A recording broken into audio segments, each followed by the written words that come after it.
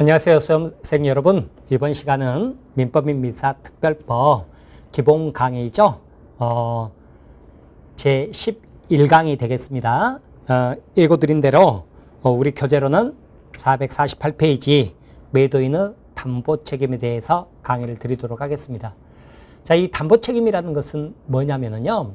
예를 들어서 여러분이요, 아파트를 매수를 했습니다. 언제 매수했냐면 작년 가을에 매매 계약을 맺었어요. 그리고 잔금 치르고 들어가서 잘 살고 있어요.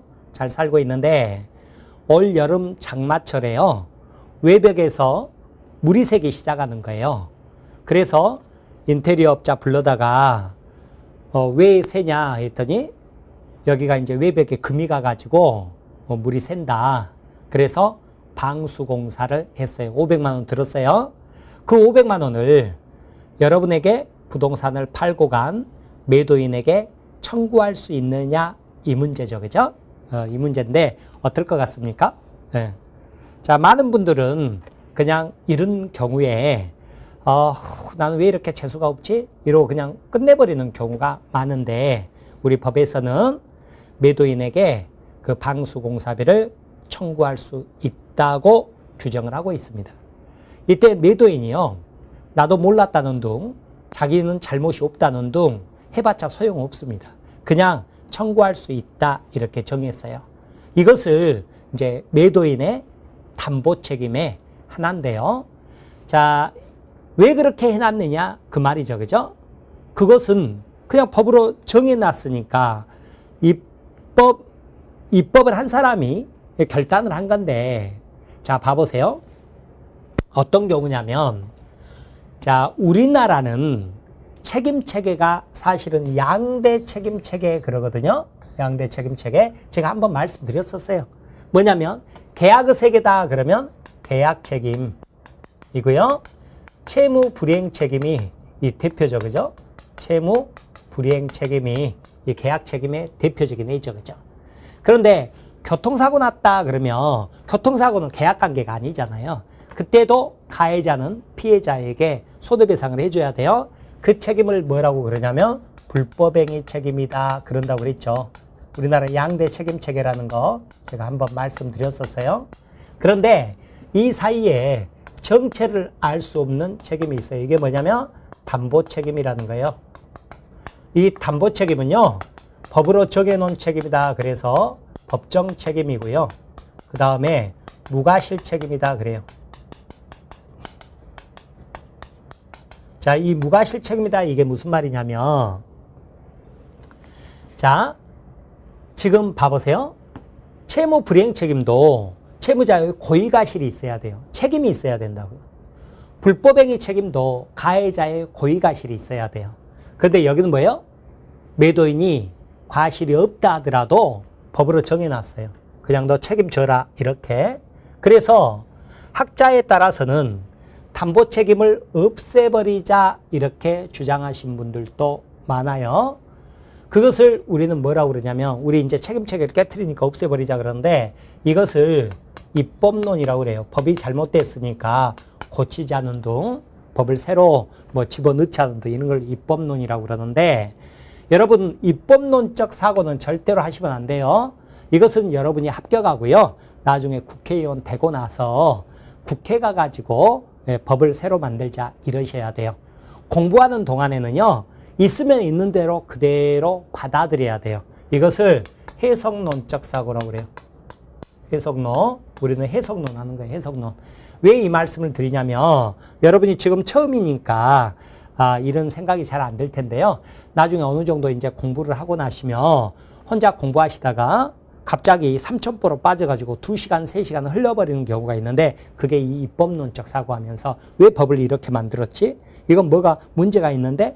이런 생각하다 꼬리에 물고 2-3시간 이렇게 시간을 보내버리는 경우가 있단 말이에요. 그런 경우 조심하라고 제가 미리 말씀드려요. 입법론적 사고는 절대 하는 게 아니에요. 우리는 뭐예요? 있으면 있는 그대로 받아들이는 거예요.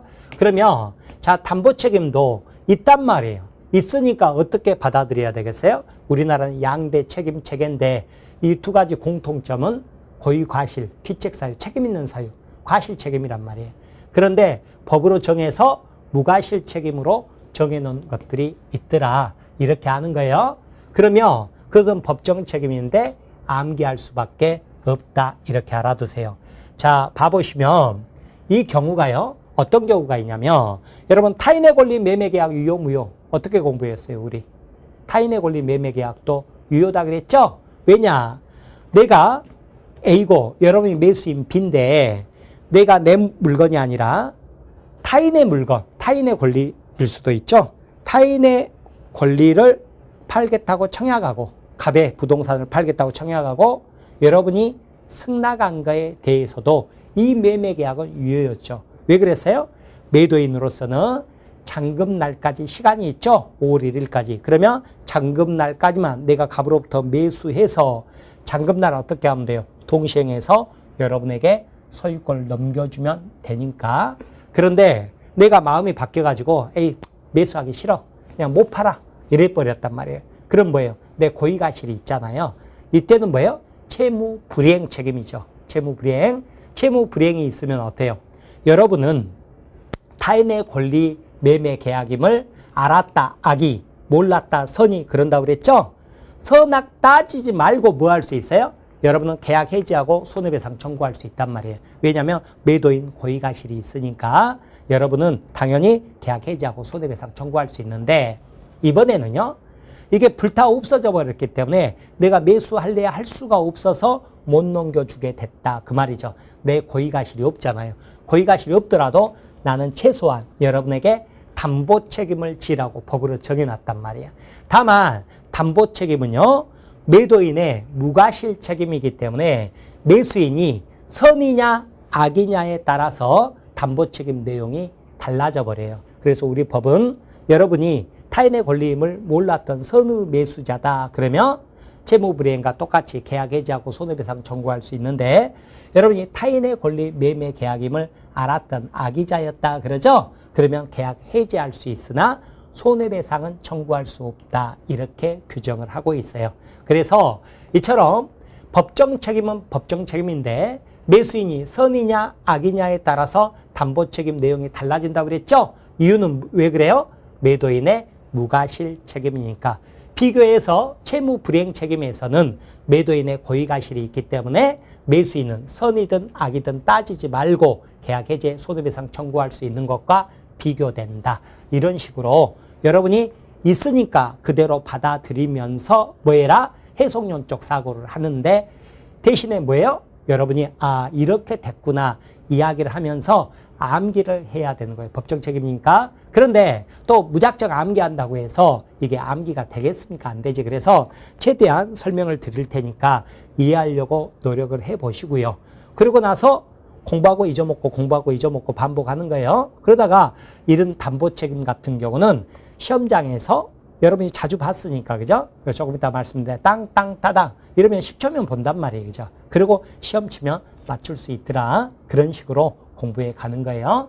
자, 그러면 일단 이제 이 담보 책임은 법정 책임이에요. 법정 책임인데 처음에 말씀드린 아파트 비센다 그랬죠? 비세면 청구할 수 있다 그랬잖아요. 그런데 가끔 물어보시죠. 그죠? 그러면 한정 없이 청구할 수 있느냐? 그건 아니고요. 6개월 내에 그래요. 그런데 작년 가을에 매매 계약했다고 그랬죠? 근데 올 여름에 비가 샜다 그랬죠. 그죠? 그러면 6개월 넘었잖아요. 그럼에도 불구하고 청구할 수 있느냐? 할 수 있어요.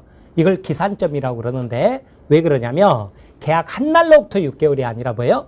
비가 샌 것을 안 날로부터 6개월 이러는 거예요. 그래서 기산점도 굉장히 중요한 거예요. 6개월만 암기하지 마시고 계약을 한 날인지 비가 샌 것을 안 날인지 이것도 여러분 실제 사례에서는 굉장히 중요한 문제라고요. 그런데 이 말씀을 드리면 또 그 말씀도 하세요. 그러면 계약한 지 3년이 지났는데 나 이번 여름에 알았다. 그러면 지금이라도 방수공사비에 청구할 수 있느냐. 청구할 수 있겠죠. 근데 판사가 보통 안 받아줄 거예요. 왜 그러냐면 판사가 물어보겠죠. 그죠? 자, 그러면 작년에는 비가 안 샜습니까? 이렇게 물어보겠죠. 그러면 당연히 안 샜다고 해야죠. 그죠? 그래야 내가 올 여름에 비가 샌 것을 안 날로부터 6개월이 되니까. 그러면 자기가 매매 계약할 때는 이 아파트에 하자가 없었죠. 자기가 소유권을 취득하고 나서 금이 간 것이니까 이것은 어떻게 돼요? 매도인에게 담보 책임을 물을 수 없다 그러죠. 그죠? 자, 이런 것들을 이제 교재에서는 뭐라고 나오냐면, 그러면 하자가 발생했는지 그 판단 기준이 되는 시점은 언제냐? 그러면 계약시다. 그런 식으로 말을 하고 그러는 거예요. 자, 그렇게 보시기 바랍니다.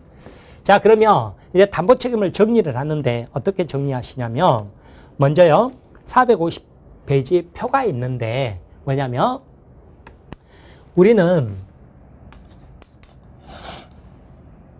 권리의 하자가 있고요. 그 다음에 물건의 하자가 있습니다. 물건의 하자가 있어요. 자, 여러분 아까 아파트 비가 샌다 그러면 그건 권리의 하자겠어요? 물건의 하자겠어요?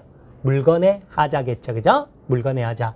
자, 물건의 하자를 특히 뭐라고 그러냐면 하자 담보 책임이다. 그래요. 근데 실제 사례에서 문제되는 것은 물건의 하자가 더 많이 문제가 됩니다만 시험은 이 권리의 하자가 시험이 더 잘 나옵니다. 왜냐? 복잡해서 그런 것 같아요. 복잡해서 그런 것 같은데, 자, 아무튼 봐보죠. 그죠? 자, 권리의 하자는 몇 개냐면, 제가 다시 그릴게요.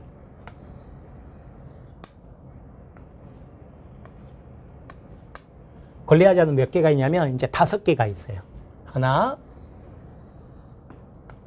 그 다음에 둘, 셋, 넷, 다섯 이렇게 있는데, 여러분 이것도요 순서대로 아셔야 됩니다. 순서대로 아셔야 되는데 뭐 있냐면은요, 방금 말씀드린 대로 타인의 권리 매매 계약에서요, 우리 법조문은 그냥 타인의 권리 매매 계약 이렇게 돼 있거든요. 이것을 전부 타인의 권리 이렇게 말도 해요. 근데 그냥 전부란 말 생략돼 있으면 타인의 권리 이렇게만 나와도 여러분 전부 타인의 권리인 줄 아세요? 그런데 예를 들어서 1000평 사고 팔기로 했는데 200평만 남을 것이었다. 그러면 이건 뭐예요? 일부 타인의 권리죠? 일부 타인의 권리 이렇게 돼 있죠. 그죠? 이렇게 보시고, 그 다음에 뭐가 있냐면 수량 부족 일부 멸실이 있어요. 수량 부족 일부 멸실. 수량 부족 일부 멸실은 언제 한번 말씀드렸냐면 우리 허수아비표 있었죠? 뭐였어요? 원시적 불능이 있었잖아요. 원시적 불능에서 뭐 있었어요? 전부 불능이다 그러면 무효 그랬죠? 무효. 그리고 이때 미친놈 매도인은 무슨 책임을 진다? 계약 체결상 과실 책임을 진다 이렇게 배웠고요. 일부 불능일 때 이게 유상계약에서는 어떤 용어를 쓴다고 그랬어요? 바로 수량 부족, 일부 멸실 이런 용어를 쓴다고 그랬죠? 일부 멸실 이런 용어를 쓴다 그랬잖아요. 그러면 이게 뭐였어요? 100평 매매 계약을 했는데 90평밖에 없더라 그 말이잖아요. 그러면 계약 자체는 유효죠. 그죠? 왜 유효냐 그랬더니 아무튼 계약할 때 90평이라도 있었으니까. 다만 10평 값은 빼죠. 대금 감액 청구할 수 있죠. 거기에 어디에서 규정되어 있느냐? 바로 담보 책임에서 규정되어 있다. 이렇게 배웠었거든요. 자, 이 내용이에요. 이 내용. 그래서 담보 책임의 하나예요. 그러니까 이렇게도 연결해서도 한번 생각을 해보십시오. 이렇게 생각하시고, 자, 그 다음에 담보 책임이라는 것은 유효일 때 담보 책임이 나오는 거예요. 무효다 그러면 부당이득 반환 조통거 돌려받고 끝나버려요. 담보 책임이 안 나와요. 그러니까 계약이 유효일 때 담보 책임이 나와요. 경매도 유효일 때 담보 책임이 나오고, 아무튼 그렇게 봐두세요. 그 다음에 뭐가 있냐면 정확히 말하면 제한물권에 제한이 있는 경우인데 영위권 제한 이렇게 말씀드릴게요. 그 다음에 뭐가 있냐면 담보권이 있잖아요. 담보권 중에서도 저당권이나 전세권도 담보물권적 성격이 있거든요. 나중에 이제 차차 공부하게 돼요. 그런데 이게 있다는 것만으로 담보 책임을 묻는 게 아니라 이게 행사가 돼야 돼요. 행사. 즉 경매로 넘겨버렸다 그 말이에요. 경매로 넘겨버렸어요. 그랬을 때 이제 매수인, 매도인에게 소유권을 잃어버린 매수인, 매도인에게 담보 책임을 물을 수 있다. 그 말이죠. 그죠? 전제가 되는 것은 뭐예요? 매도인의 무과실이 있다 하더라도 담보 책임 물을 수 있다. 그 말이에요. 자, 이렇게 먼저 봅니다. 자, 그 다음에 채무 불이행 책임의 내용으로는 뭐가 있었죠? 계약 해지하고 손해배상이 있었잖아요. 담보 책임에서도 뭐가 있냐면 해지하고 손해배상이 있습니다. 손해배상 이렇게 있습니다. 그런데 채무 불이행에는 없는데 담보 책임에만 있는 게 뭐가 있냐면 대금 감액 청구라는 게 있어요. 감액 청구. 감액 청구의 증액이 아니에요. 증액이 아니라 감액 청구가 있어요. 감액 청구. 이거 외에도 뒤에 보면 완전물 구부 청구권도 있고요. 이 경우에 비용을 들인 거 그거 상환 청구할 수 있다. 그렇게 그런 내용도 있고 그래요. 뭐 별로 중요한 것은 아니에요. 자, 이렇게 보시면 되는데 자, 이제 봐보세요. 우리 뭐라고 공부했냐면 자, 봐보시면 지금 대금 감액 청구 말씀드렸는데 감액은 뭐 일부에 뭐 문제가 생겼다 그 말이잖아요. 그러면 대금 감액 청구가 나올 수 있는 것은 뭐 일부에 뭐 문제가 생긴 거죠. 그죠? 이런 경우일 거 아니에요? 그러니까 이 경우에만 대금 감액 청구가 있고요. 나머지 경우에는 대금 감액 청구라는 게 없어요. 자, 이렇게 나눕니다. 자, 그 다음에 채무 불이행 책임은 매도인의 고의가실이 있기 때문에 매수인이 선의 악의 따지지 말고 뭐 할 수 있어요? 계약 해지하고 손해배상 청구할 수 있는데 담보 책임은 매도인의 무과실 책임이기 때문에 이제 매수인이 선의냐 악이냐에 따라서 담보 책임 내용이 달라진다. 그렇게 말씀드렸었죠. 그죠? 자, 그래서 선의냐 악이냐에 따라서 담보 책임 내용이 달라진다고요. 이렇게.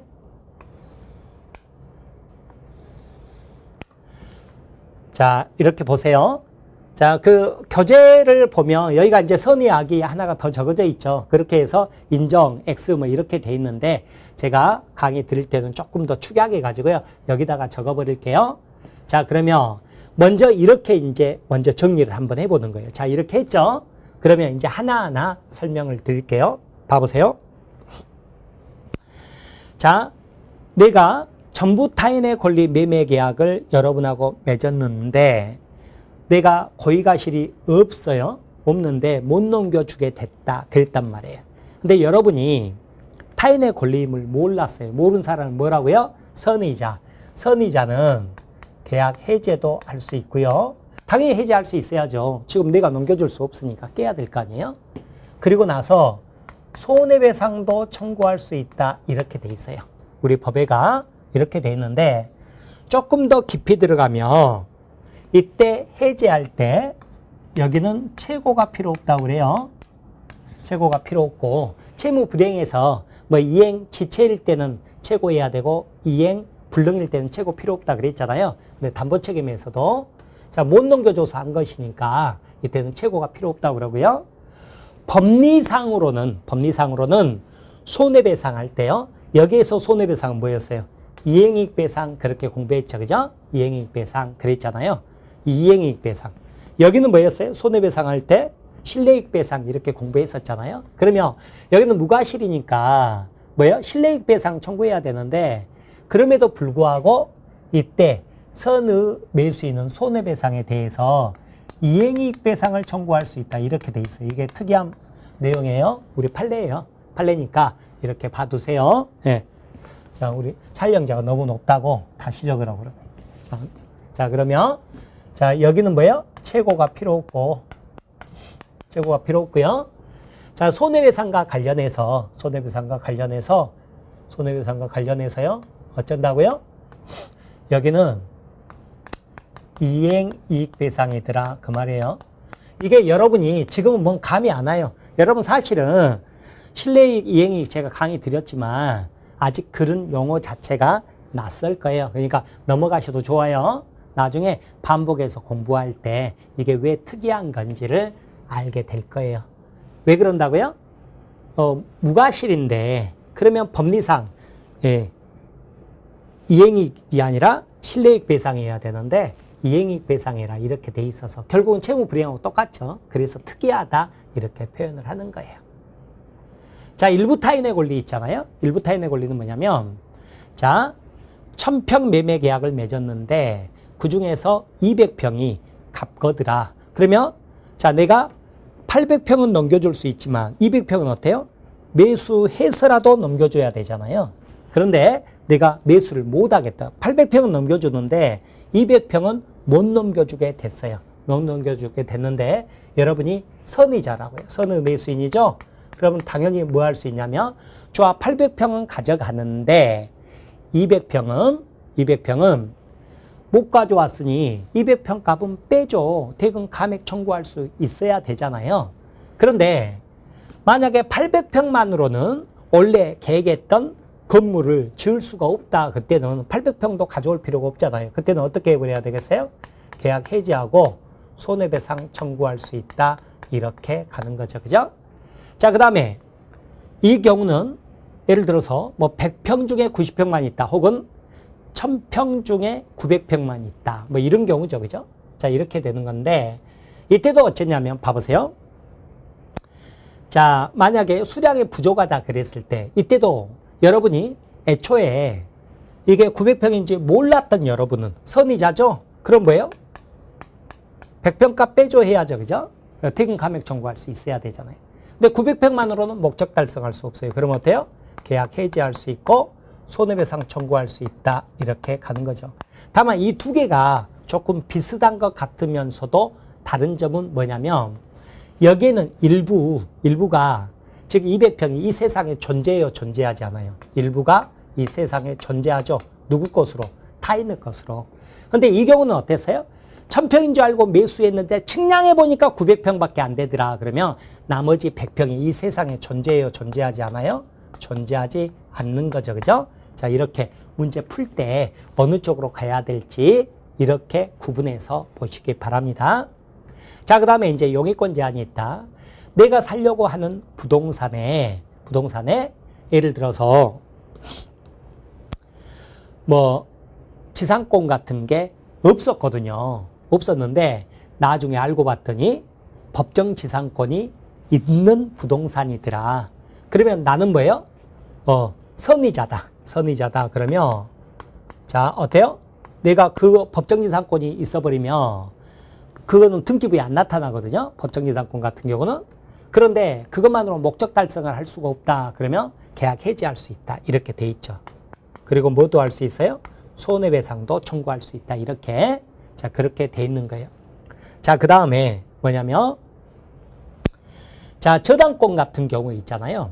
여러분 예를 들어 가지고 여러분 등기부를 봤더니 어떻게 돼 있냐면 소유자는 갑이고요. 여러분 아직은 등기부를 볼 줄 아시는지 모르겠는데 소유권은 갑구에 기재하고 소유권 이해 권리는 을구에 기재합니다.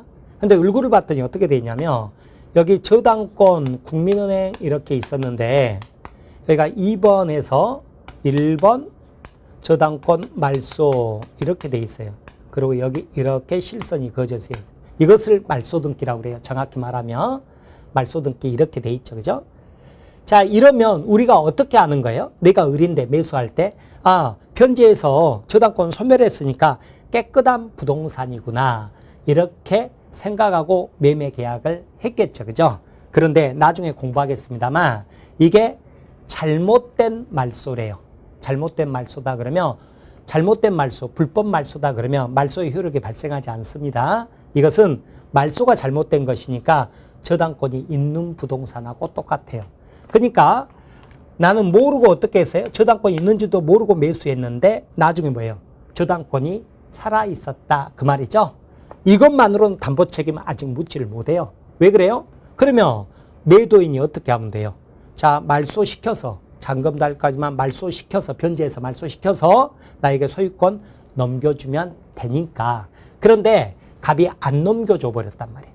저기 뭐죠? 말소를 안 시켜줘 버렸단 말이에요. 죄송합니다. 자, 말소를 안 시켜줘 버렸어요. 그러면 나는 저당권 끼고 산꼴이 돼버리죠. 그죠? 그런데 이 저당권이 실행이 돼버렸어요. 행사가 돼버렸어요. 행사가 돼버렸어요. 무슨 말이에요? 자, 변제 안 하니까 국민은행이 이거 경매로 넘겨버렸다고요.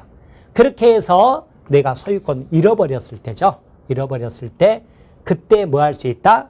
선의 매수인 나는 뭐 할 수 있어요? 계약 해지하고 손해배상 청구할 수 있다. 이렇게 가는 거예요. 이렇게 생각하시기 바랍니다. 즉, 이 저당권이 불법 말소된데 갑이 고의가실이 없다 하더라도 책임을 져라 그 말이에요. 자, 이 내용인데 이렇게 놓고 보니까 일단 뭘 알 수 있어요? 선의 매수인은 100% 전부 담보 책임을 물을 수 있구나 이렇게 할 수 있죠. 그죠? 자, 이번에는 매수인이 악의일 때요. 자, 여러분이 매수인인데 전부 타인의 권리임을 알면서 매매 계약했다고 그래서 여러분이 뭐 잘못한 게 아니죠. 왜 그래요? 타인의 권리 매매 계약은 유효니까.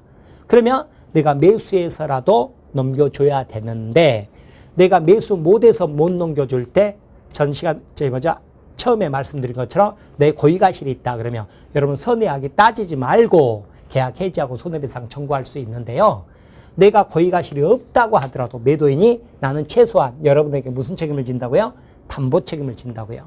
그런데 자, 이제 매도인이 무과실 책임을 지기 때문에 이제 매수인 여러분이 선이냐 악이냐에 따라서 담보 책임이 달라진다고 그랬죠? 어떻게 달라지냐면 법에가 이때도 못 넘겨주니까 악의의 매수인도 계약은 깨야 돼요. 그러니까 뭘 할 수 있어요? 자, 해제는 할 수 있다고요. 그러나 법에가 여러분이 뻔히 뭐예요? 어쩌면 여러분은 무슨 생각했겠어요? 알면서 매수했으니까 자, 매도인 A가 갑으로부터 매수를 못해서 못 넘겨주는 상황이 생길 수도 있겠다. 그런 가능성을 인식하면서 매매 계약을 했을 거 아니에요. 그래서 여러분에게 자, 못 넘겨줬을 때 계약 해제는 인정해도 손해배상까지는 인정해주지 않겠다. 이렇게 하고 있는 거예요. 자, 그 다음에 1000평 매매 계약을 해요. 그런데 그 중에서 200평이 갑 거예요. 그리고 800평은 내 건데 이 매매 계약도 유효라고요. 유효죠? 그런데 여러분이 자, 악의자란 말이에요. 악의자. 악의자면 무슨 생각이겠어요?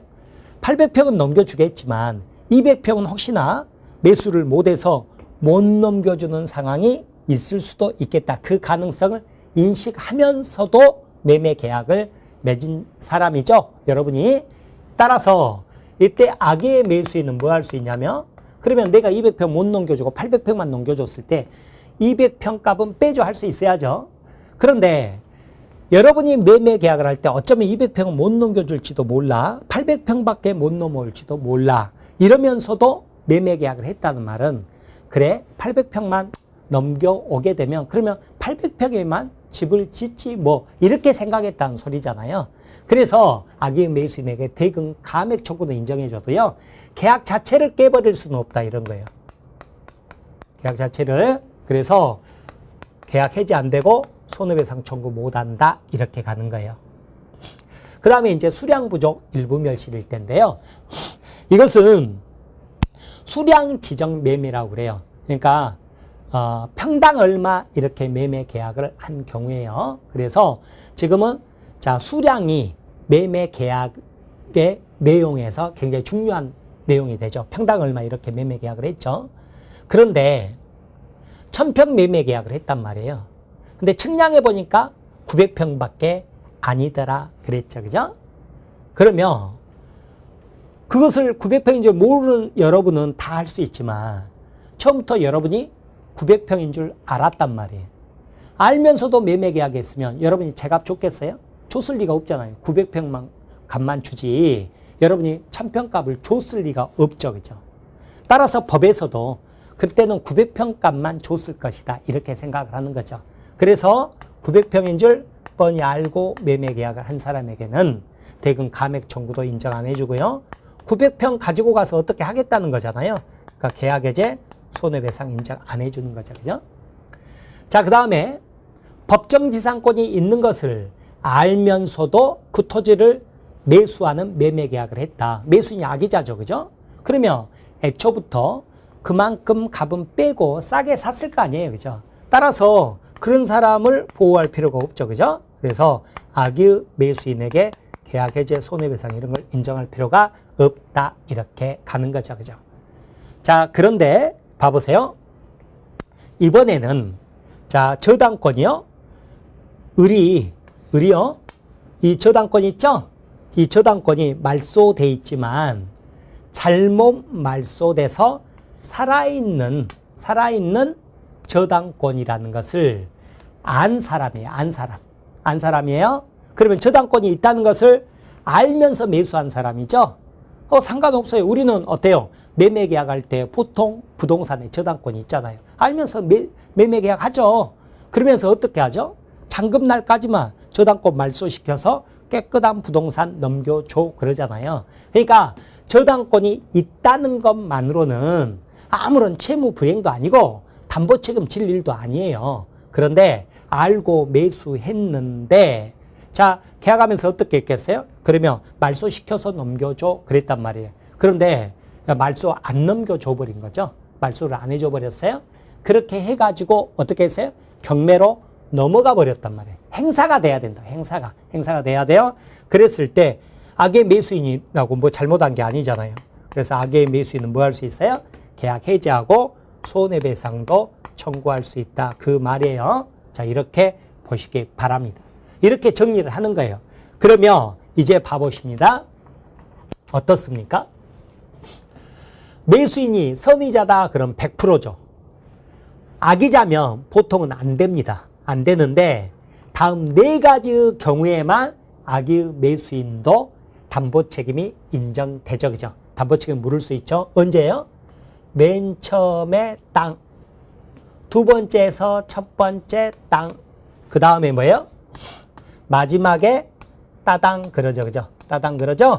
자, 이렇게 여러분이 암기를 하는 거예요. 그러니까 여러분이 맨 처음에 무작정 암기하는 게 아니라 제가 사례 이야기를 해드렸죠? 그러면 이야기를 이해해 보려고 노력하신 다음에 그 다음에 정리할 때 어떻게 정리한다? 권리의 하자는 자 5개가 순서대로 하는 거예요. 그리고 해지하고 손해배상의 대금 감액 청구가 있는데 대금 감액은 일부일 때만 문제가 되고 안 되더라. 그리고 무과실 책임이니까 매수인이 선의 악의에 따라서 달라지는데 선의 매수인은 100% 담보 책임 물을 수 있는데 악의 매수인은 땅땅 따당 끝 이렇게 정리를 하시라고요. 이렇게 해서 뭐 두 문자로 암기하려고 하지 마시고요.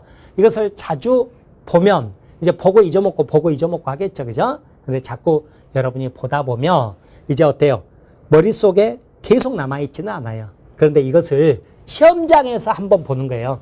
책 집어넣으세요. 그럴 때 시험장에서 직전에 땅땅 따당 이렇게 알고 나면 시험을 칠 때 이게 이렇게 그려질 거예요. 머릿속에 그려질 거예요. 그러면 이렇게 문제 풀 때 어렵지 않게 문제 풀 수 있을 거예요. 그러니까 그런 식으로 접근하는 게 좋습니다. 자, 그렇게 보세요. 그렇게 보는데 이번에는 뭐가 있냐면 이제 물건의 하자가 있죠. 그죠? 물건의 하자. 자, 물건의 하자는 자, 똑같이 적어 볼게요. 대금 감액 청구가 있고 그다음에 계약 해제 손해배상 이렇게 있어요. 예상이 있는데 여기는 뭐가 있냐면 특정물이 있고요. 불특정물이 있어요. 불특정물. 이것을 이제 종류물이라고도 하는데요. 여러분 아파트 같은 경우 있잖아요. 아파트. 예를 들어서 뭐 구로구 100번지 현대아파트 101동 1501호는 이 세상에 하나밖에 없어요. 대체물이 없어요. 그걸 특정물이라고 그럽니다. 그런데 홈쇼핑에서 사과 한 박스를 주문했어요. 근데 썩었어요. 그럼 우리 흔히 전화해서 뭐라고 그래요? 바꿔줘 그러잖아요. 바꿔줘 이거는 뭐예요? 대체물이 있다는 거죠. 이것을 불특정물 혹은 종류물이라고 그래요. 그래서 여러분 이것을 종류는 아시는 게 좋아요. 그래서 종류물 그러면 사과 한 박스 이렇게 알아두세요. 특정물은 아파트, 그 다음에 불특정물, 종류물은 사과 한 박스 이렇게 알아두세요. 여기에서 담보책임 내용을 보면 어쩌냐면 대금 감액 청구는 없어요. 없는데 자, 여기도 보시면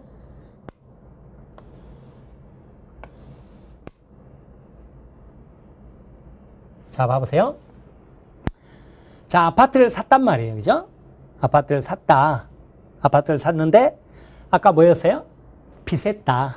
비셌다. 그랬죠? 비가 셌죠. 그죠? 그러면 자, 봐보세요. 매도인으로서는 소유권 이전 다 해줬단 말이에요. 소유권 이전 다 해줬기 때문에 자기 채무 불이행은 아니죠. 그죠? 그래도 비센 거에 대해서 책임을 져라 그랬죠. 그죠? 그래서 그때는 뭐 비가 새고 곰팡이 이렇게 핀 거 전부 사진 찍어 놓고 그 다음에 인테리어 업자한테 물이 새는 것은 이유가 굉장히 여러 가지 있거든요. 그러니까 뭐 윗집에서 그 공사 잘못해가지고 물 샌 것을 매도인에게 책임 물을 수 없잖아요. 윗집에 물어야지. 그런데 이 물건에 아파트에 하자가 있어서 그것은 사실 확인서를 받는 거죠. 인테리어 업자한테 왜 이게 비가 새는 건지 물이 새는 건지 사실 확인서 받아가지고 공사비 내역서 있죠? 그거 첨부해가지고 청구를 하는 거죠. 그죠? 근데 안 해주면 3천만 원 이하는 소액사건 심판이라고 해가지고 간단한 법정 절차가 있어요. 정식 재판이 아니라 그런 식으로 해서 받아낼 수가 있다. 그 말이죠. 그죠? 아셨죠? 자, 그래서, 자, 이때 이게 이제 뭐예요? 방수공사비 받는 게 손해배상이죠. 그죠? 손해배상인데, 충분히 그 집에 살 수 있음에도 불구하고, 계약 해지는 못해요. 근데 곰팡이가 피어서 도저히 그 집에 살 수 없을 정도다. 그러면 손해배상까지 청구할 수 있는데 이때 매수인 여러분은 누구여야 되냐면 여기는 선의 플러스 무과실까지 요구를 합니다. 무과실까지 요구해요. 그래서 해지할 수 있는데 충분히 살 수 있다. 그러면 선의 무과실 매수인은 뭐 할 수 있어요? 손해배상만 청구할 수 있다. 그런데 이 무과실이 뭐냐면 여기는 선의뿐만 아니라 선의인데 과실이 없어야 되는데 예를 들어서 여러분이 매수할 때 아파트 매수할 때 집 보러 가잖아요. 집 보러 가는데 곰팡이가 이렇게 피어 있으면 비가 새는 줄을 충분히 알 수 있었죠. 근데 여러분이 안경을 안 쓰고 가버렸어요. 그래서 안 보였어요. 그래서 몰랐다고 그러면 여러분 뭐예요? 과실이 있죠. 그럴 경우에는 해제 손해배상 담보책임 물을 수가 없다고요. 그런데 매도인이 슬쩍 페인트로 가려놨다거나 혹은 이삿짐 다 빼고 나니까 뭐 이렇게 뭐 가구 뒤에가 이렇게 뭐 곰팡이가 피어 있더라. 이거는 내가 집 보러 가서 알 수가 없었죠. 그럼 나에게 무과실이죠. 그죠? 이랬을 때만 담보책임 물을 수 있다. 그 말이에요. 하지만 여러분이 집 보러 갔는데 비가 샌 것을 뻔히 알았어요. 제값 주고 샀겠어요? 제값 주고 살 리가 없죠. 그죠? 그만큼 공사비는 빼고 샀을 거 아니에요. 그러니까 악의의 매수인은 보호할 필요가 없다. 이렇게 가는 거죠. 자, 그 다음에 여러분이 홈쇼핑에서 사과 한 박스 주문을 했어요. 자, 우리 집 와가지고 이제 뜯어보죠. 그죠? 뜯어봤더니 다 썩었더라. 그러면 흔히 뭐라고 그래요? 거기 홈쇼핑에 전화해서 바꿔줘 그러잖아요. 그래서 선의 무과실인 매수인은 바꿔줘 이것을 완전물로 바꿔줘. 급부 청구할 수 있다. 이렇게 표현합니다. 완전물 급부 청구권 이렇게 표현을 해요. 그런데 바꿔줘 그랬더니 또 홈쇼핑 아가씨가 열받게 합니다. 고객님 우리는 제대로 보냈는데 혹시 보관 잘못해서 썩은 거 아니에요? 그러면 여러분 뭐라고 그래요? 또 삐질 그래가지고 다 필요해서 환불해줘 그러잖아요. 그게 뭐예요? 계약 해지하고 손해배상 청구한다 그 말이잖아요. 그죠? 그래서 선의 무과실일 때는 계약 해지하고 그때 사과를 너무 먹고 싶었는데 못 먹었다. 정신적 충격이 너무 크다. 손해배상 청구할 수 있다. 이렇게 가는 거죠. 그죠? 네. 그런데 만약에 악의자였다. 처음부터 썩은 사과임을 알았어요. 그러면 썩은 사과를 좋아하는 모양이다. 그러죠. 뭐 담보책임이야. 담보책임 물을 수 없죠. 그죠? 자, 예를 들어서 낙과라고 아세요? 그 이렇게 떨어져 가지고 상처난 사과인데 아주 싸게 파는 거 있잖아요. 그건 뭐예요? 뻔히 하자가 있음을 알면서 산 거죠. 그죠? 그 사람은 담보책임도 물을 수 없다. 이렇게 일단 정리를 하는 거예요. 아셨죠? 자, 그런데 물건의 하자에서는 그 권리를 행사할 수 있는 기간이 있다. 그걸 이제 제척기간이라고 그러는데 제척기간은 얼마라고 그랬죠? 6개월 그랬잖아요. 6개월 그랬죠. 그죠? 6개월 했는데 언제로부터? 여기는 악의자 없죠. 다 선의자만 되니까 뭐예요? 그 사실을 안 날로부터 그랬죠? 안 날로부터 6개월 이렇게 말씀드렸죠. 자, 이렇게 정리합니다. 그런데 이것과 비교해 가지고요.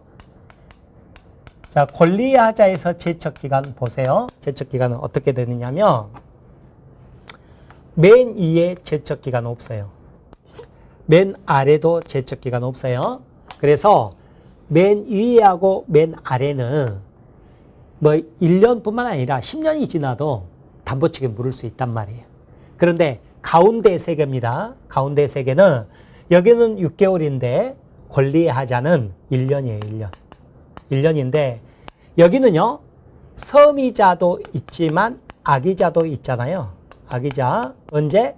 땅땅 따당 있죠? 그중에 땅땅만 뭐예요? 제척기간 적용되겠죠. 그죠? 그러면 선이자는 뭐겠어요? 안날로부터 1년이에요. 안날로부터. 그런데 악이자는 언제부터 알았어요? 계약 한 날 알았잖아요. 그래서 한 날로부터 1년 이렇게 가는 거예요. 이 담보책임에서 제척기간도 굉장히 중요합니다. 그래서 이렇게 여러분이 알아두시기 바랍니다. 이게 이제 담보책임의 기본이에요. 기본인데 자, 여기서 이제 조금 추가를 해보면 담보책임을 왜 권리하자하고 물건의 하자로 나눠놨느냐 그랬더니 경매 때문에 나누는 겁니다. 무슨 말이냐 그랬더니요. 여러분이 경매로 아파트를 취득했거든요. 그런데 들어가서 살다 보니까 비가 샜다. 법원 가서 땡깡 부릴 수 있다 없다? 없다 그 말이에요. 왜냐하면 경매 물건은 자기가 다 조사하고 가야 되거든요. 그래서 경매에서는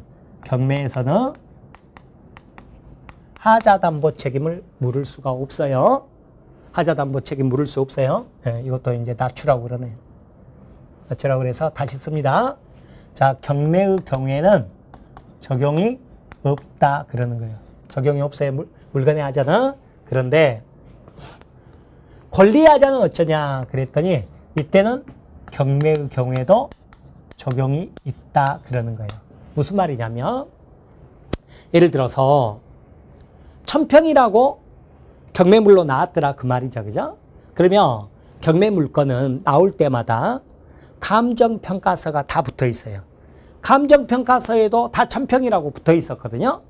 그런데 나중에 측량해 보니까 900평밖에 안 되더라. 그럼 뭐예요? 100평가 빼줘. 대금 감액 청구할 수 있어야죠. 그죠? 자, 그것을 이제 제가 농담처럼 법원 가서 땡깡 부릴 수 있는데 누구에게 대금 감액 청구하느냐 그 말이죠. 그랬더니 1차로 원래의 이 부동산 주인 있죠. 그죠? 부도난 사람 누구예요? 채무자에게. 근데 이 부도까지 났으니까 이 사람이 변제할 능력이 없을 거 아니에요. 자력이 없겠죠? 그랬을 때는 2차로 내가 경락대공 완납했죠? 그럼 그것 가지고 배당 받아간 사람들 있겠죠. 은행 같은 사람들, 채권자에게 2차로. 그러니까 무조건 채무자, 채권자에게 막 다 동시에 물을 수가 있다가 아니라 1차로 채무자에게 책임을 물어야 되는데 채무자가 자력이 없을 때만 2차로 채권자에게 물을 수 있다. 법으로 이렇게 돼 있어요. 자, 이렇게. 그런데 자, 이런 경우가 있을 수 있잖아요. 자, 법률상 하자라고 그러는데요. 예를 들어서 이것도 시험에 잘 나와요. 여러분이 경매로 토지를 매수했어요. 왜? 그랬더니 거기다 집 지으려고. 그런데 건축 허가가 나지 않는 토지였다. 그랬을 때 과연 담보책임 물을 수 있냐? 법원 가서 땡깡 부를 수 있느냐? 안 돼요. 왜 그러냐면 또 건축 허가가 나는 토지인지는 법원이 가르쳐 주는 게 아니라 경매를 받으려고 하는 여러분이 조사하고 들어갔어야 됐거든요. 따라서 자, 건축 허가가 안 나는 토지다. 이런 것을 뭐라고 그러냐면 법률상 하자다 이러거든요. 법률상 하자. 법률상 하자가 있다. 장애가 있다. 하자가 있다. 이렇게 표현하는데 법률상 하자가 있다 그러겠죠. 자, 이것은 담보책임 물을 수 있다 없다? 없다 그랬죠. 경매의 경우에 담보책임 물을 수 없다고 그랬잖아요. 그 말은 뭔 말이에요? 법률상 하자는 권리의 하자로 본다, 물건의 하자로 본다. 물건의 하자로 본다 그 말이잖아요. 물건의 하자로 보는 거예요. 애매한데 우리 판례는 이것을 물건의 하자로 본다 그랬던 거예요. 자, 이렇게 알아두시기 바랍니다. 자, 이렇게 보는 거예요. 그리고 나면 이제 또 더 추가해 봐요. 더 추가해 보면 나중에는 뭐도 공부하게 될 거냐면 여러분한테는 지금 너무 무리예요. 무리인데 이런 것들을 여러분이 나중에 뼈대를 세우고 살 붙여간다는 의미가 뭔지, 판례를 나중에 살 붙여간다는 의미가 뭔지 이걸 설명드리려고 하는 거예요. 지금은 여러분한테는 좀 무리예요. 그게 뭔 말이냐면 갑이 있고 가등기가 있어요. 가등기가 있는데 우리 애학에서 제가 잠깐 말씀드렸죠? 가등기 있어도 갑은 병에게 팔 수 있다 그랬잖아요.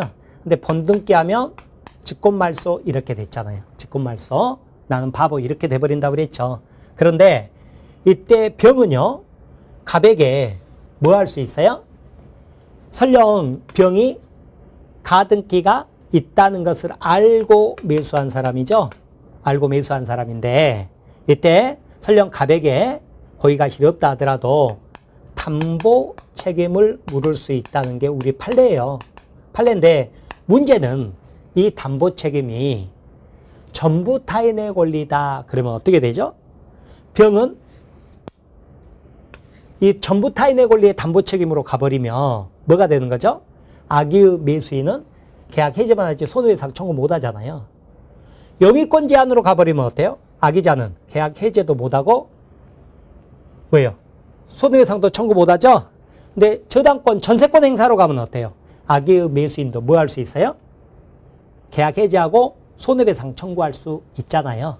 이거에 대해서 우리 판례는 뭐라고 그랬냐면 자, 이렇게 직권말소된 병은 갑에게 담보 책임 물을 수 있는데 이것은 이것도 아니고 이것도 아니고 뭘로 가라? 이것으로 가라 그랬다고. 이것으로 가라. 이렇게 돼 있거든요. 그러니까 무슨 말이에요? 설령 악의자라도 뭐 할 수 있다? 계약 해지하고 손해배상 청구할 수 있다. 이랬다고요. 이런 것들이 나중에 살붙이는 거예요. 근데 지금 처음 공부하신 분들은 이런 거 본다 안 본다? 당연히 안 봐야 되는 거예요. 아셨죠? 제가 누누이 강조 드리는데 우리는 하나를 깊게 공부하고 시간 다 소모하고 다음번 넘어갔다 그러면 맨 처음엔 좋지만 끝까지 가보면 앞에 거 싹 잊어버리거든요. 그래서 어떻게 하시라고 그랬어요? 어려움을 안 한다. 뼈대를 먼저 세운다. 살 안 한다. 그렇게 해서 빨리 간 다음에 어떻게 해라? 깊게 공부한 시간에 그 시간에 차라리 빨리 가고 다시 한번 와서 보는 게 좋다고 그랬죠. 그죠? 네, 그런 식으로 여러분이 공부해 가기를 바랍니다. 자, 이렇게 보세요. 자, 그러면 이게 이제 담보 책임 내용인데요. 교재로 한번 확인을 해 드릴게요. 448페이지 보면 거기 까만 박스 4번 매도인의 담보 책임 나오죠. 그죠? 담보 책임 나오는데 거기 보시면 의의에서 오른쪽 가보세요. 동그라미 3번 보면 담보 책임에 관한 규정 그러죠. 그죠? 담보 책임이 이 담보 책임이 어디서 나왔냐면 우리 이쪽에서 어떻게 공부했어요? 쌍무계약 그랬죠? 그러면 쌍무계약 바깥쪽으로 뭐가 있었어요? 유상계약 이렇게 나올 거라고 그랬죠. 그럼 쌍무계약의 효력으로서 뭐가 나왔죠? 동시이행 항변권하고 위험부담 문제가 나왔었죠? 위험부담이 나오고 자 이제 유상계약의 효력으로서 담보책임이 나오거든요. 이렇게 이것도 이제 자주 보다 보면 여러분이 알게 되는데 그러면 우리가 공부하는 매매교환 임대차는 다 뭐였어요? 쌍무고 유상이죠. 그죠? 그러니까 매매교환 임대차에 다 뭐예요? 동시행 위험부담뿐만 아니라 담보책임도 적용되는구나 이렇게 알면 되는 거죠. 그죠?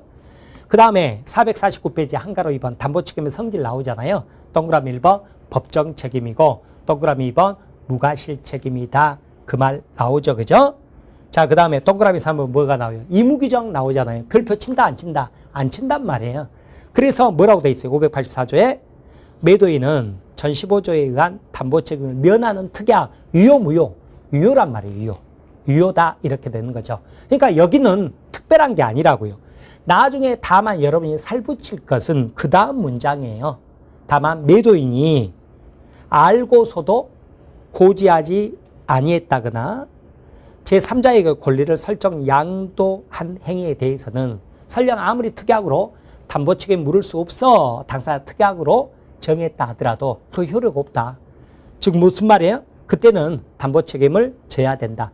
책임을 면하지 못한다. 이렇게 돼 있다고요. 그러니까 앞에 문장은 당연한 것이니까 별표 치는 게 아니라 여러분이 오히려 별표 쳐서 공부해야 될 것은 뒤에 문장이라고요. 하지만 이것도 여러분이 9월, 10월 정도 돼가지고 뭐 더 공부할 거 없을까? 그럴 때 보는 거예요. 그럴 때 보는 것이지 뼈대 세울 때는 보는 게 아닌 거예요. 자, 그렇게 보시기 바랍니다. 자, 그 다음에 동그라미 4번. 불특정물, 종류물에 대해서도 담보책임 적용된다고 그랬잖아요. 그죠? 자, 그 다음에 넘겨보시면 5번. 원시적 일부 불능 있죠? 원시적 일부 불능이잖아요. 이게 수량구적 일부 멸실. 이때도 담보책임 적용된다. 그랬죠. 그죠? 자, 그 다음에 한가로 3번에 담보책임 내용 나오죠. 그죠? 대금감액 청구권. 이것도 어떻게 하시냐면 순서대로보다는 채무 불이행에도 있는 해지하고 손해배상 외에 앞으로 뭐가 붙고 대금감액 청구권이 붙고 뒤로 뭐가 붙고 완전물 급부 청구권이 붙는다. 그리고 나서 자, 저당권 전세권 행사에서요. 이 매수인이 차라리 그냥 내가 저당권 변제해 버릴게 하고 자기 소유권을 지켰죠. 보존했죠. 그러면 그것을 매도인에게 청구할 수 있게 해준 거예요. 크게 중요하지는 않습니다. 그것을 자기가 재산을 내놓은 것을 출재라고 그래요. 이 출재 비용 있죠? 비용을 상한 청구할 수 있다. 그렇게 보는 거죠. 그리고 나면 이제 어떻게 나와요? 권리하자. 우리 책에는 권리하자, 물건의 하자 이렇게 나눠놨죠. 그죠? 근데 저는 옆으로 나눴죠. 그죠? 옆으로 나눴는데 왜 나눴느냐? 경매 때문에 나눴다. 그것을 기억을 하세요. 그리고 이 표로 이렇게 알아두세요. 그리고 땅땅 따당 이렇게 아시고요. 제척기간까지 아시라고 그랬죠. 자, 이게 머릿속에 있어야 담보책임은 교재를 읽습니다. 이게 없이 법조문하고 판례 내용 아무리 읽어봤자 담보책임 머릿속에 안 들어와요. 그러니까 이게 급선무입니다. 이 표를 이해하는 게 급선무입니다. 이것을 알고 교재로 들어가 보는 거예요. 그러면 451페이지 보면 거기 한가로, 양가로 2번에 권리하자 나오죠. 그죠? 그리고 한가로 1번에 뭐가 나와요? 권리 전부가 타인에게 속한 경우 이렇게 나와 있죠. 그런데 법조문 보면 569조에 그냥 타인의 권리 매매 이렇게 돼 있죠. 그죠? 타인의 권리 매매. 그러면 우리는 어떻게 아시라? 전부 타인의 권리 매매구나. 이렇게 아시라. 그 말입니다. 아셨죠? 자, 그렇게 보시고요. 그 다음에 이제 읽어보면 거기 동그라미 3번에 담보책임 내용에서 계약해제 손해배상할 때 손해배상은 뭐라고요? 이행이익 배상이다. 이게 특이한 판례다. 그랬죠. 그죠? 자, 그렇게 보세요. 그런데 거기 보시면 아래 동그라미 5번이에요. 동그라미 5번인데 선의 매도인에 관한 특칙 나오죠. 그죠? 571조라고 나와 있는데요. 거기에다가 뭐라고 적으시냐면 결론은 같다. 이렇게 적어 놓으세요. 하살표 한 다음에 결론은 같다. 이렇게 적어 놓으세요. 자, 이야기 들으세요. 알고 보면 굉장히 쉬운 건데 혼자 공부하면 도저히 알 수 없는 부분인데요. 여러분 담보책임은 누가 누구에게 묻는 책임이에요? 매수인이 매도인에게 묻는 책임이죠. 그런데 오직 전부 타인의 권리에만 이 해당 법조문이 있는데요.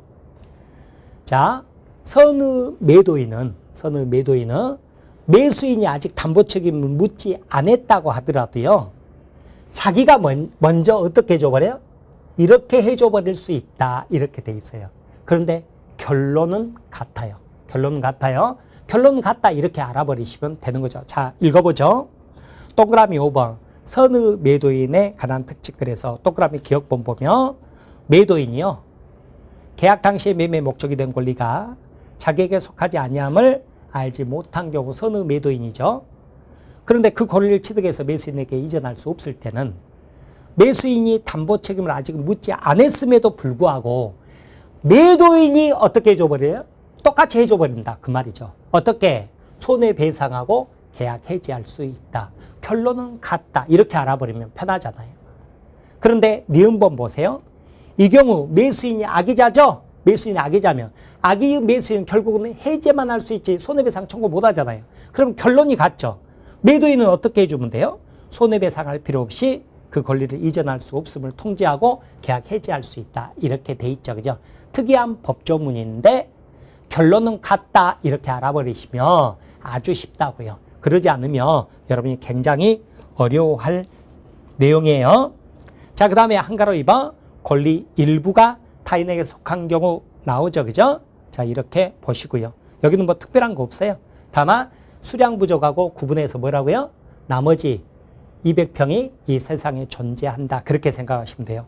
453페이지 오세요. 한가로 3번에 목적물 수량 부족 일부 멸실 나오죠? 이건 수량 지정 매매해야 되는데 이 말이 뭔 말이냐면 시쳇말로 계약서 쓸 때 평당 얼마 이게 바로 수량 지정 매매예요. 그러지.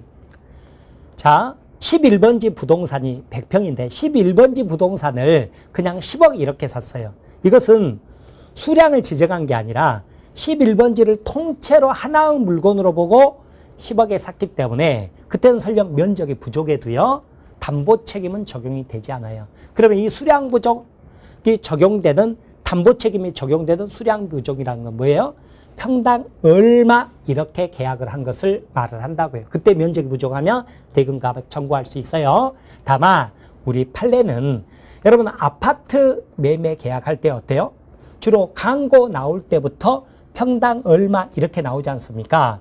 그래서 아파트 매매 계약은 설령 계약서에는 평당 얼마라고 적어지지 않았다 하더라도요.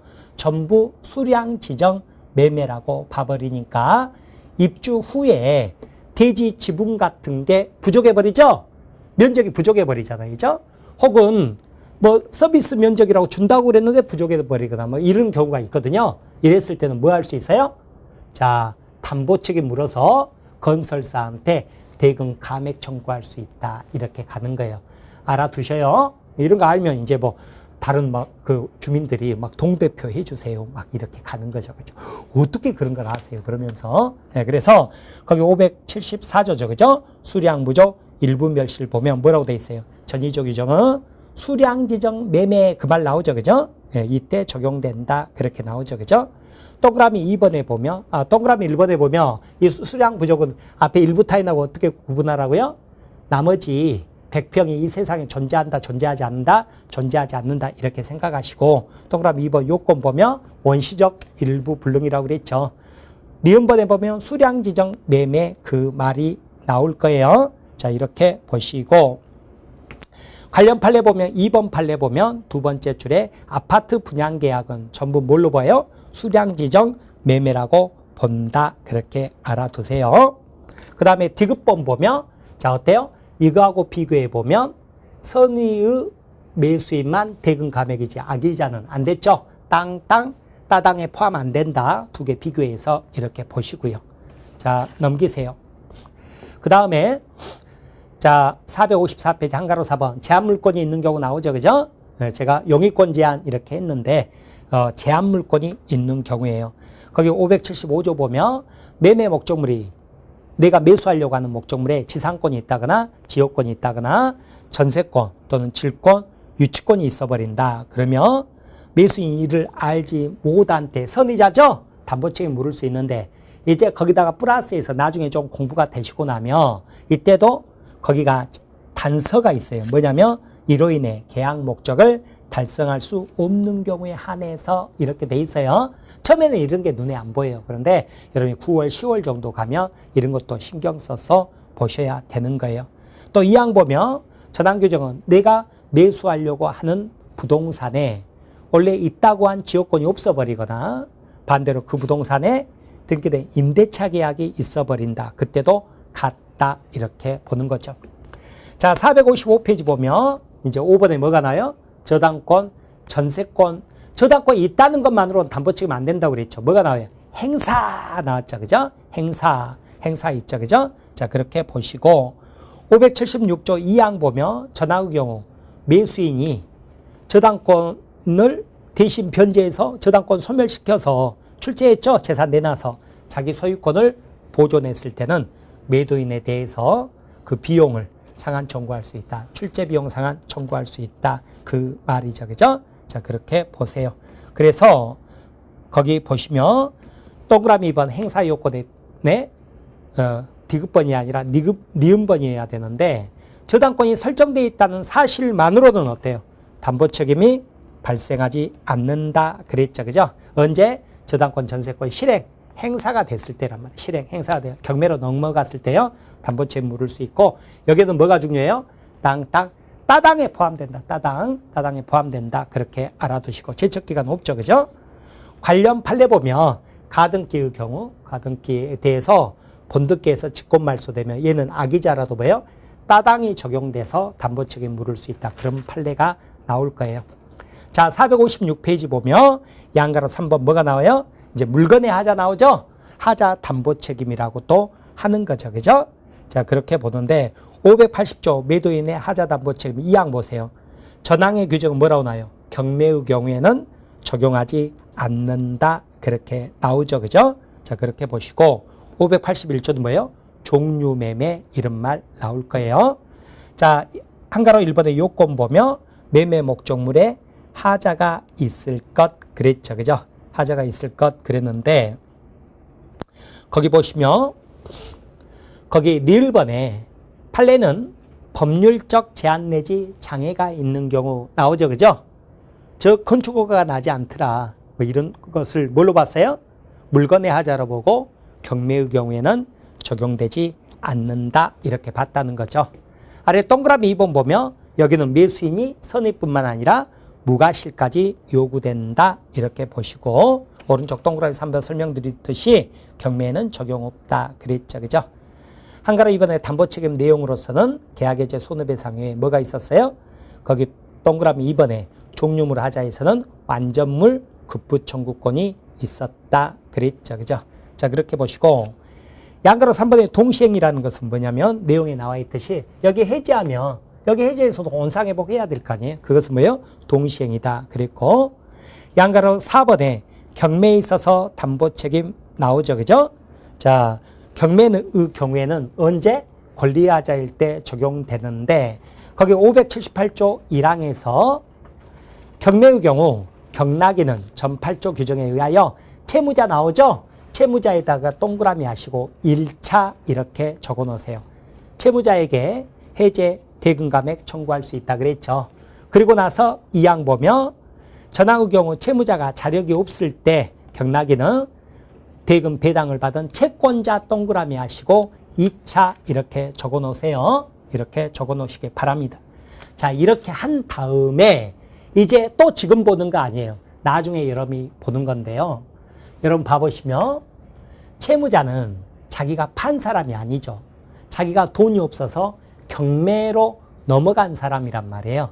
그래서 담보 책임을 묻더라도 채무자에게 대금 감액이나 해제는 할 수 있어도 손해배상은 못하는 거예요. 그래서 내용 보면 어떻게 돼 있어요? 578조 1항 보면 계약 해제, 대금 감액 청구할 수 있다 그러지 손해배상은 없잖아요. 이런 것도 나중에 이제 9월, 10월 가가지고 여러분이 보는 거예요. 보는 건데 안 봐도 좋아요. 안 봐도 좋은데 나중에 보라 그 말이죠. 그죠? 근데 이제 3항 보면 넘겨보시면 3항 보면 전 2항의 경우 채무자가요. 물건 또는 권리의 흠결을 알고서도 고지하지 않을 거다. 채권자가 이를 알고서도 경매를 청구했다 그러면 경락인은요. 이때만 그 흠결을 한 채무자가 채권자에 대해 이때만 손해배상 청구할 수 있다. 또 이런 것도 있는 거예요. 지금 이런 것을 공부하는 건 너무 세부적으로 들어가는 거예요. 그래서 하지 말기를 바랍니다. 아셨죠? 그 다음에 요건 보면 제가 뭐라고 그랬죠? 유효일 때만 담보 책임이 나온다고 그랬죠? 그래서 경매의 경우도 마찬가지라고요. 그래서 동그라미 2번 보면 경매가 유효일 때 담보 책임이 인정되는 것이지 경매가 무효이며 담보 책임이 인정되지 않는다 나오죠. 그죠? 자, 그렇게 보세요. 그 관련 판례가 그 내용인 거죠. 그죠? 그리고 담보 책임 내용은 이미 설명드린 내용이고요.